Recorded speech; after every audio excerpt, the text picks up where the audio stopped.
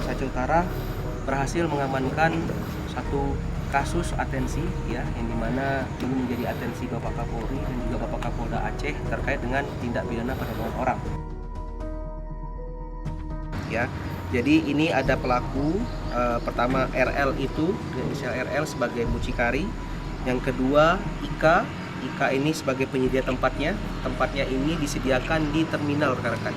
Jadi itu ada WC ya, WC yang digunakan untuk penjaga itu digunakan sebagai tempat melakukan tindak pidana tersebut.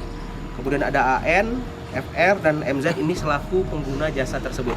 Berdasarkan pengakuan tersangka dan keterangan para korban, tersangka mengiming-imingkan sejumlah uang ya agar korban mau disetujui oleh para tersangka.